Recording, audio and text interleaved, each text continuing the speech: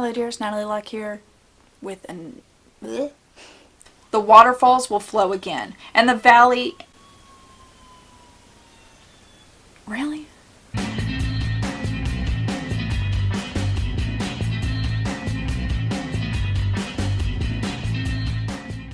Hello dears, Natalie Locke here with episode 88 of Write the Story, where I give you a prompt and 10 words out of this book so you can write the story. The story in this case is usually a flash fiction. A flash fiction is anything 1,000 words or less. Excuse the space right now. I would be recording at my desk, but my husband is watching TV. I didn't want to tell him to turn down the TV, so I decided to shift myself into this space. And hopefully my video is not crazy because I'm using it on carpet, so tripod kind of changes it up. Either way, writing the story. This prompt I wasn't really sure about, but I actually enjoyed it. The way I normally do this, I take 5 minutes to outline, and then I take 20 minutes, sometimes more, to write the story. I really enjoyed this story. This story did take me more than 20 minutes, but that's because I had to do some research to kind of make sure I had a good basis. Sometimes I skip the research and I just put blank spots in there, what have you. I will say, this story though, did get starred for me to write more about it. And it's probably going to completely change from what I have, but I have a few ideas of how I could expand this world a little bit more. I mean, hell, I practically gave myself a whole premise. If you want to write your own flash fiction out of this prompt, I highly suggest, if it's your first time, setting no time limit whatsoever. Outline if you normally outline. Don't outline if you normally outline. Sometimes you can stay true to the 10 words, or it's up to you on how you want to handle the words. I sometimes add S's or make it past tense, whatever works for me. Let me go ahead and give you episode 88's 10 words and prompt. The prompt is, a letter changes everything. The words to include are alchemist, waterfall, birthday, cottage, spring, roar, syrup, sift, immeasurable, and bank. With this, my outline's really short. I did go in and highlight the words, I think. Oh, no. I underlined the words to make sure that I use them. But the main premise is that since the prompt is a letter changes everything, I wanted my story to be in a letter format. And I did this setup previously in episode 24, Office Intrigue in the Future, where it was like the office employees wrote a letter to their boss saying, "We quit, you suck." But this is more of a letter that changes everything, where it's the person is writing a letter to I'm going kind of like the chosen one trope here, but I kind of like what works with it. So let me just go ahead and give you my outline. The outline includes birthday, because this person, everything changes on this specific birthday. I left it blank in the outline, but I did finally choose a birthday, like what year they were turning in the actual story. I got spring came sooner than expected, so I got spring there. Waterfall, I said like a wolf was gonna howl near a waterfall. I ended up changing that and went a different route. Sift was the person had to sift through tree syrup, which actually I changed that to sap before it becomes syrup. Kind of working with the words, like it just happened. But that way they could get the alchemist's key. I changed that a little bit. I still kept alchemist's key, but it's in a different context. Then said that their powers, if they do that at midnight of their birthday, their powers would roar to the surface. Kind of an idea. They've always had their powers, they just had to do something to unlock it. And then their powers were going to be immeasurable, so that's how I use that word. Then the cottage was like the family place, and it was going to become a meeting place of, I'll meet you there in a fortnight, don't tell anyone, you can't trust anybody, and don't even go to the banks to get money for this trip. And that was kind of the outline. Got all 10 words in the outline, which, let's face it, I sometimes change. But I did change a lot of words. The words I changed was how waterfall was set up. I still kept waterfall as an actual waterfall, but it's the waterfalls are dry, and this person fulfilling their destiny will allow the waterfalls to flow. Still have sift through syrup, alchemist key. You'll hear that in a second, but I kept alchemist key together. But what is the key? Changed. So I'll count that as a change. So we got two changes. Roar to the surface changed. I changed that to a rooster's roar because I wanted to make things a little different. So three things. Powers unmeasurable stayed the same. Cottage stayed. And then trust the banks, that became the banks of a river, not a actual establishment. So 4 out of 10 words changed. And it's probably going to change a lot more because I have an idea of how this story could completely expand. It might even become a YA. Still not sure, but I got something to work with here. And if I was, this is the downside of doing all these flash fictions. I gotta hold off on my big ideas like the Midsummer Night's retelling.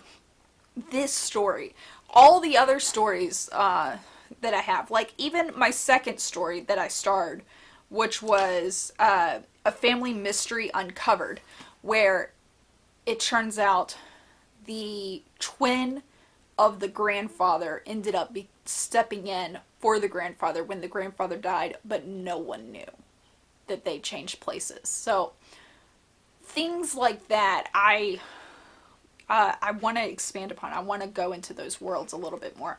I even have other ones that I've starred over time, and might do a video of just what I've starred. But I'm happy with where this story's going, and I have ideas of how to make it more. And I did some research. I'll explain. The research I did was in alchemy. Are there any special numbers? And you'll see how the numbers play now, because I'm about to read to you my version of episode 88. Dear Layla, I wish I could have been there for your 22nd birthday, but spring came sooner than we all expected. I will tell you what I can before I see you again. At midnight, you need to sift the tree sap before it becomes syrup to unlock your powers. Yes, you have powers. Immeasurable powers, because you are the alchemist key. You are the new master of numbers. In your mastery of the 11 sequence, you have already succeeded in most of the 11 sequence. You are 22 of the 32nd generation. Your parents are 44 and 55. Your birthday is on the 99th day of the year. To fulfill the 11 sequence completely, you must train 111 hours with 11 alchemists. Use the alchemist cookbook to build on the established 88 symbols and add 77 new ones to it. Complete all of that before the rooster roars on the morning of the 66th day after your birthday. If you are able to accomplish the above, the waterfalls will flow again through the valley, and the banks will turn green. You won't be able to come back to the cottage until all of that is done. But here is the problem. You are not the only person who fulfills the 11th sequence. There are dark forces who wish to harness alchemy. If they fulfill the sequence before you, the waterfalls will flow again, but with blood, and the banks will stain red. I will see you again, and I have faith that you can save us all. Love, Uncle Rick. So, this has some Chosen One vibes. Totally recognize that, but I still love the story, and I love the idea of like the research I would have to do on alchemy and kind of, let's be honest, I'm totally gonna rewatch The Full Metal Alchemist. Just throwing that out there. But I think this story has potential. I like where I'm headed with this. If I was to write this in full, I don't think I would have this letter in the story, honestly. I think I would mention a letter, and it might be something quick of the uncle saying your bedtime stories are true, you know what to do at midnight, or something like that. And the lead up to this could be the bedtime stories or something like that, maybe. Or as much as I dislike prologues, maybe I need to work on my ability for prologues and go with that. It's got a lot of potential, and like I said, the research would be really fun to make sure that I get certain points right. Like, just as every culture has a different idea for vampires and werewolves and like what works in those cultures, I kind of like the idea of taking a little bit from different cultures when it comes to alchemy and putting it together in this and imagining a good versus evil situation, but then giving my evil characters some dimension, so it's not just they're evil for the sake of evil. No, what is their drive? Are we going to sympathize with them like we do with Thanos, things like that. And I say sympathize loosely, but we kind of understand where Thanos is coming from, let's be honest. So that is where I'm headed with this story, and I'm really excited about it, but I can't touch it again until I finish the rest of these stories. We're only on 88 and I gotta get to 200. For my least favorite line, I really just, I don't like the letter. I don't like the letter. I feel like this story is way more powerful if it becomes that shortened letter that I was talking about, that I would mention if this became a novella or a full-fledged novel. I like the premise, but the delivery falls short for me. And there might be aspects that I pull in this, but I would make it more narrative than like, hey, here's a letter that pretty much tells instead of shows the whole way. But what I do like about this, and this I could pull into, is the line where I start to break out the 11 sequence, and you can kind of start to see as a reader, especially if you like math, what is unfolding here. That you are 22 of the 33rd generation. Your parents are 44 and 55. Your birthday is on the 99th day of the year.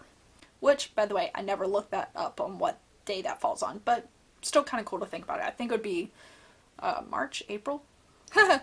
April 9th is the 99th day of the year. I really like that line. I like how it kind of, you start to see the pattern. You're like, oh, this is the 11 sequence.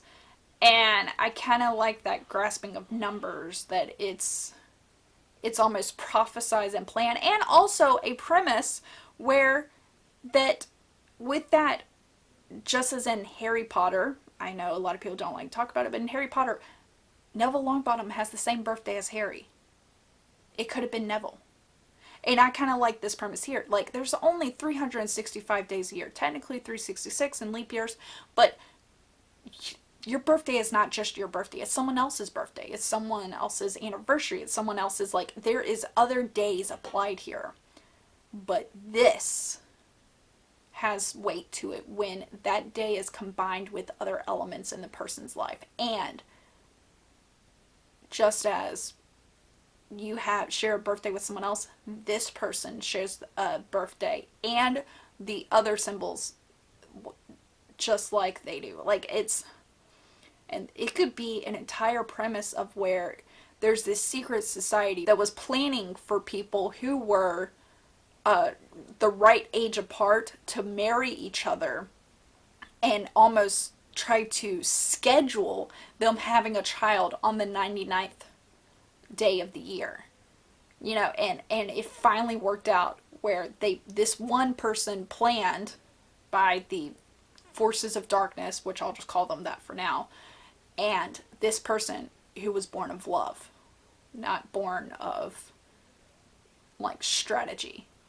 I don't know, it's a really cool premise. I'm enjoying thinking about this and fleshing it out, and I got at least the meat and potatoes down in the book and in my Word document, and I think I could go somewhere with this. So, it's really short, but I'm okay with that, and I really like what has unfolded and what will unfold with this story. And my list of stories that I want to write is getting ever so longer. Great. Awesome. Cool. I can do this. I'm still finding enjoyment. Even though I did not like the delivery of this particular story, I'm still finding enjoyment in my whole flash fiction process, and I hope you all are finding enjoyment in your flash fiction process. Every single day, every single week, every month, and every year.